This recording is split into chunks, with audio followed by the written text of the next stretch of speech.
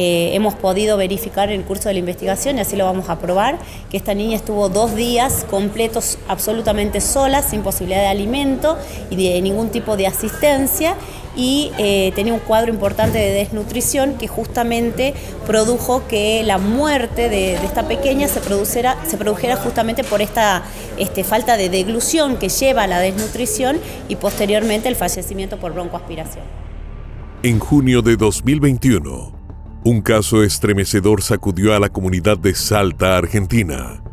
Micaela Noemí Colque, una joven madre, había acudido a un centro de salud de la localidad con su pequeña de 2 años en brazos, advirtiendo que se había ahogado después de comer. Lo que en un principio parecía un trágico accidente, pronto reveló una historia de negligencia y sufrimiento que conmocionó al país. La pregunta que surgió fue: ¿qué le sucedió a la pequeña? Si quieres saber la respuesta, quédate hasta el final del video. El caso de Micaela Noemí Colque.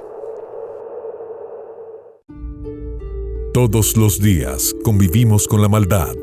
Somos testigos de la parte más oscura del comportamiento humano. El sufrimiento provocado por un individuo a otros es algo latente en nuestra sociedad. En Investigadores Criminales, nos adentraremos en ese lado oscuro de la humanidad. Traeremos a la pantalla los más perversos crímenes y trataremos de entrar en la mente de esos seres que cometen los más terribles actos. Yo soy Juan Carlos y el día de hoy te traigo otro caso más. Micaela Noemí Colque nació en 1997 en la ciudad de Salta, Argentina. Desde su infancia su vida estuvo marcada por el abandono. Sus padres biológicos la dejaron en un hogar sustituto, donde fue criada por una familia adoptiva que le brindó una vida estable durante esos primeros años. A pesar de eso, Micaela sentía un vacío profundo, una desconexión con sus raíces que la acompañó en su adolescencia. A los 15 años, además de estudiar y practicar fútbol, empezó a trabajar en una peluquería para colaborar con su familia, mientras buscaba un rumbo en su vida y respuestas sobre sus orígenes. En ese tiempo logró reencontrarse con su madre biológica, Claudia, lo cual fue para ella un momento positivo y de alivio. Sin embargo, a los 19 años, su vida dio un giro importante. Dio a luz a su primer hijo, Ezequiel. El bebé nació de una relación con un hombre que, en ese mismo instante, la abandonó y nunca asumió su responsabilidad, por lo que Micaela tuvo que sacar adelante sola a su hijo, aunque contó con la ayuda de su familia. A medida que Ezequiel crecía, Micaela sintió la necesidad de construir un hogar con una pareja que le aportara estabilidad. Fue así que en 2018, a través de las redes sociales, conoció a un joven cuyos datos no trascendieron, con quien comenzó una relación romántica que duró aproximadamente 1 año y medio. Durante ese tiempo, ella quedó embarazada nuevamente. Según lo que relató el padre de la menor, cuando Micaela estaba en el 6º mes de gestación, le pidió dinero para provocar la pérdida de la bebé, ya que no quería tenerla. Sin embargo, ya era demasiado tarde, por lo que le dijo que si la niña nacía, pensaba darla en adopción. Sin embargo, el chico le aseguró que se haría cargo de su hija. En mayo de 2019, con apenas 7 meses de embarazo, Micaela dio a luz prematuramente a Francesca. Tan pronto como nació, la pequeña fue entregada a la abuela paterna, quien la cuidó durante su primer año de vida, tiempo durante el cual la bebé estuvo rodeada de amor y cuidados.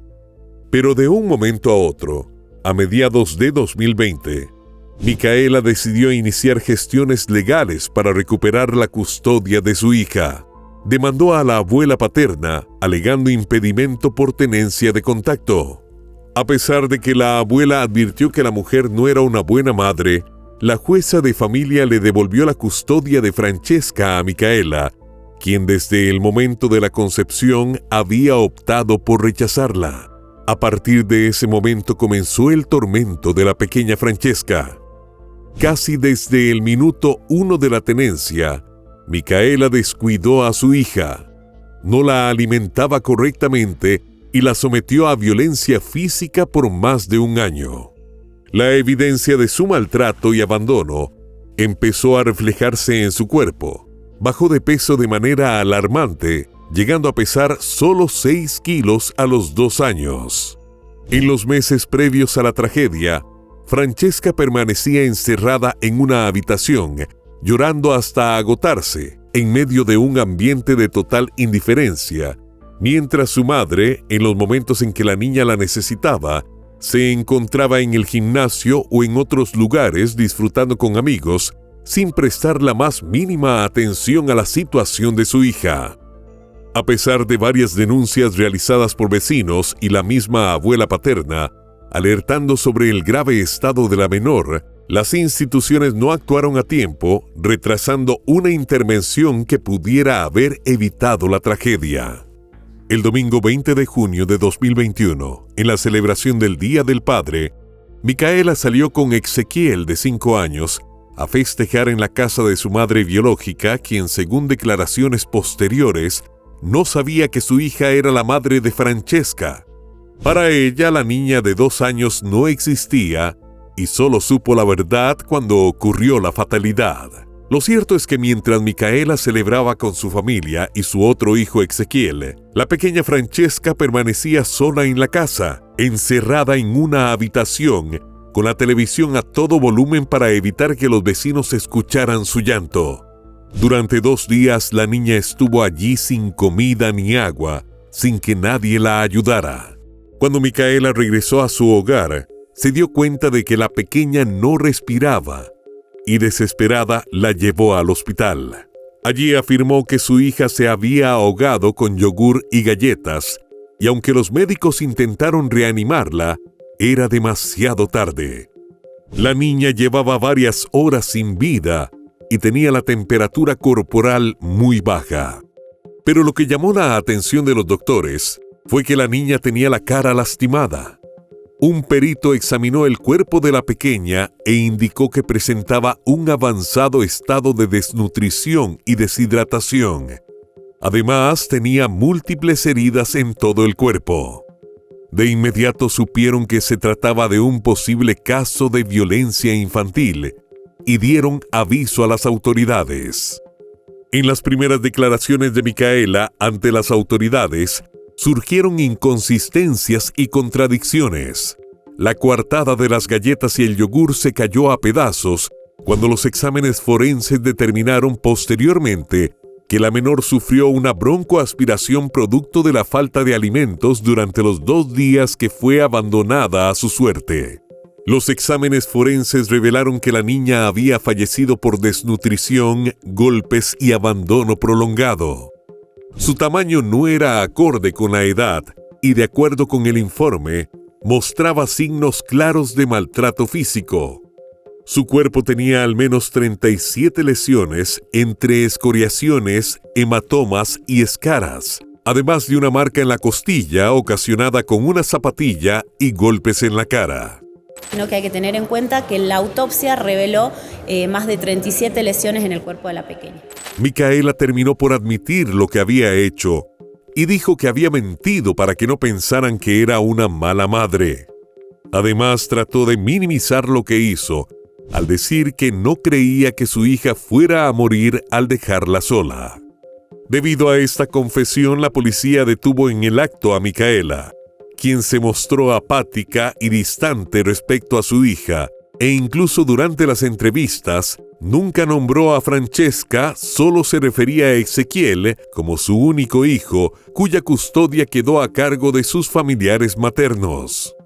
En ese momento la investigación quedó en manos del fiscal, quien imputó a Micaela por el delito de abandono de persona, seguido de muerte agravado por el vínculo, en perjuicio de su propia hija.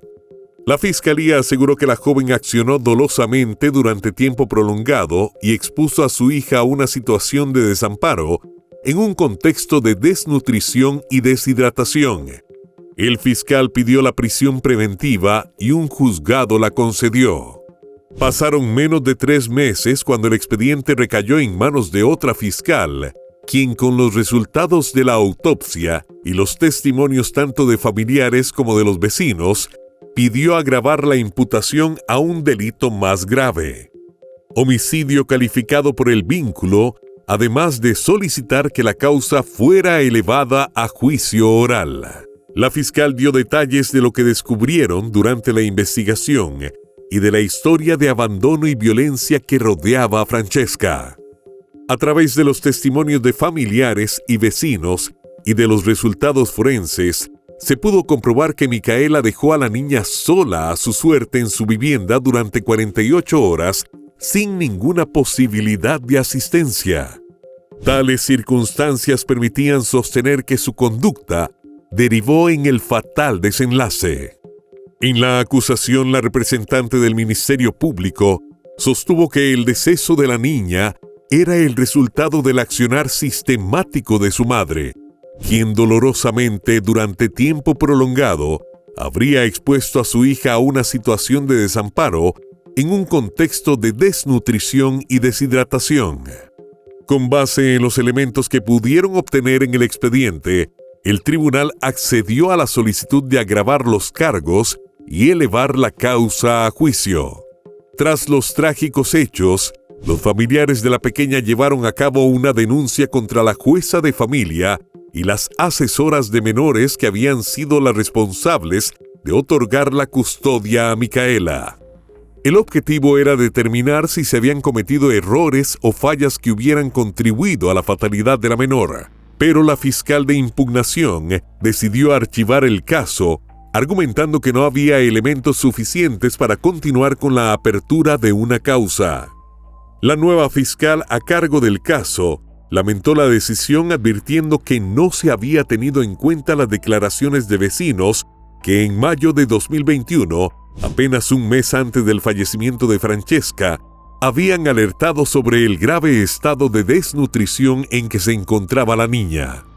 Incluso uno de ellos había advertido a los médicos acerca del peligro en el que estaba la menor, pero lamentablemente ningún organismo público intervino en ese momento y fallaron en los controles necesarios. La fiscal también lamentó la decisión de otorgar la custodia a Micaela, ya que no se garantizó la estabilidad física ni emocional de la menor, y esa situación tampoco fue controlada ni supervisada adecuadamente. Mientras tanto, Micaela seguía detenida en Salta a la espera de que avanzaran el proceso judicial en su contra. Durante los meses siguientes, el caso fue seguido a través de las redes sociales, donde un grupo de usuarios escracharon públicamente a Micaela tras la difusión de algunas publicaciones realizadas por la joven tan solo un par de días antes de la tragedia. Micaela había utilizado su perfil para compartir un mensaje que generó indignación en todas las personas que lo leyeron. En el mismo aseguraba que una madre que traía hijos al mundo y los abandonaba no servía como madre, como vaticinando lo que haría días más tarde. Esa frase se viralizó al conocerse el calvario que la pequeña Francesca sufrió durante su corta vida. Además de publicar memes y videos, la chica respaldó otro posteo que contenía comentarios despreciables sobre menores de edad. Además, hubo una publicación en particular que llamó la atención, en la cual advertía que una mujer solo debía ser madre de un niño, jamás de 2. En los comentarios, las críticas y cuestionamientos de los usuarios no tardaron en multiplicarse y los pedidos de justicia se hicieron cada vez más contundentes. Finalmente, el 28 de abril de 2022 comenzó el proceso judicial en contra de Micaela. Durante el debate, declararon familiares, vecinos y el personal médico que atendió a la niña el día que falleció, además de los peritos que realizaron la autopsia. En todos los casos, los testimonios complicaron a la acusada. Por ejemplo, 2 vecinas se refirieron a la relación que mantenía con la joven y coincidieron en señalar que trataba de ocultar la existencia de la menor. Una revelación que coincidió con lo que ocurrió durante las entrevistas con los psicólogos en los meses que estuvo presa, en las que Micaela jamás nombró a su hija como si no existiera. También declaró la madre biológica, quien contó cómo se produjo el reencuentro con su hija y reafirmó que compartieron ese domingo y lunes juntas y que la joven estaba tranquila junto a su hijo de 5 años y que nunca refirió que tenía a Francesca. Por su parte, la madre adoptiva de Micaela habló sobre la relación que mantenían y confirmó también que la chica nunca le contó que estaba embarazada y que se enteró casi de casualidad cuando fue un día de visita. También subió al estrado el padre de Francesca, quien proporcionó detalles sobre su relación, advirtiendo que Micaela había rechazado a su hija desde el primer momento en que supo que estaba embarazada. De igual forma, habló en el juicio el pediatra que cumplía guardia en el centro de salud donde fue llevada la menor. Después declararon los médicos forenses que vieron el cuerpo de la víctima. Además de confirmar el estado lamentable en el que llegó al hospital, indicaron que el tamaño de sus órganos no correspondía con su edad biológica. Los peritos explicaron que la menor estaba postrada en una cama con escaras en la espalda, sin movilidad alguna en ese momento, lo cual indicaba que el maltrato había ocurrido durante un periodo prolongado que culminó en su trágico deceso y posterior fallecimiento.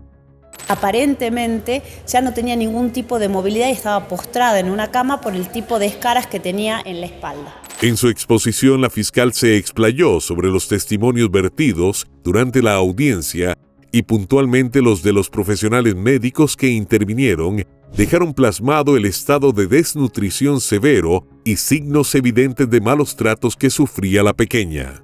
Según la fiscal, quedó comprobado que tanto Francesca como el otro hijo de Micaela no recibían una alimentación saludable, ya que los alimentaba con comida chatarra.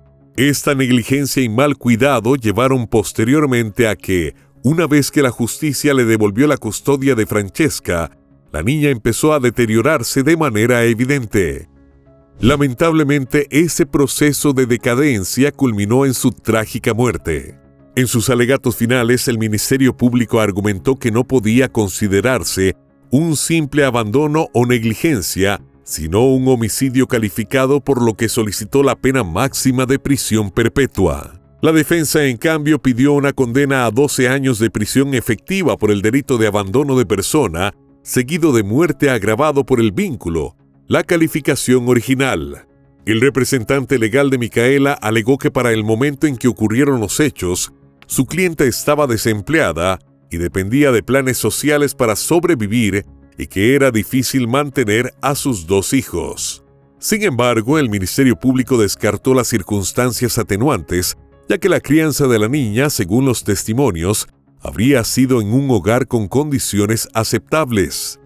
La vivienda era adecuada, lo que demostraba que no vivían en condiciones extremas de pobreza que justificara tal abandono. Además, se reveló que Micaela, a pesar de algunos niveles económicos bajos, participaba en actividades como ir al gimnasio, tenía teléfonos móviles y socializaba con amigos, lo cual contradecía las teorías de pobreza extrema. Para la fiscalía, el fallecimiento de la niña fue el resultado de una serie de malos tratos que llevaron a su lamentable fin. Antes de escuchar el veredicto, Micaela solicitó declarar ante los jueces, pero no aceptó responder preguntas, y en ese marco dio su versión de lo ocurrido, tras lo que aseguró estar arrepentida de no haber cuidado bien a su hija y pidió una nueva oportunidad. Sin embargo, el tribunal no creyó en su arrepentimiento y finalmente, el 6 de mayo de 2022, condenó a Micaela, de 25 años, a prisión perpetua por homicidio agravado por el vínculo. La sentencia incluyó la orden de registrar sus datos en el Banco de Datos Genéticos. El caso de Micaela generó una fuerte reacción en la sociedad y los medios de comunicación argentinos, que expresaron su repudio con muchas voces pidiendo mayor atención a los casos de violencia infantil y negligencia parental. La tragedia dejó una marca profunda, impulsando reflexiones sobre la responsabilidad social y el sistema de protección de menores. La historia de Francesca y la condena de su madre nos obligan a cuestionarnos sobre la responsabilidad colectiva en la protección infantil y la importancia de la prevención. ¿Cuántas señales fueron ignoradas antes de que la tragedia ocurriera? ¿Cómo podemos garantizar que ninguna otra vida se pierda de manera tan cruel? Más allá de la justicia, este caso debe servir como un llamado de atención para fortalecer el sistema de protección y generar conciencia sobre el cuidado y bienestar de los niños, porque la verdadera justicia no solo castiga el delito, sino que también evita que vuelva a repetirse. Y bueno, querida audiencia, hasta aquí una investigación más. ¿Qué opinan del caso de hoy? Nos gustaría mucho leer sus comentarios, ya que su opinión sobre los casos es muy importante para nosotros. Recuerden siempre hacerlo con el máximo respeto posible, tanto para la víctima como para los demás espectadores y nosotros que los estaremos leyendo. Antes de irte, deja tu me gusta y suscríbete si aún no lo estás. Tampoco te olvides de compartir este video si crees que a alguien que conoces le pueda interesar. Nos vemos. Hasta otra investigación criminal. Adiós.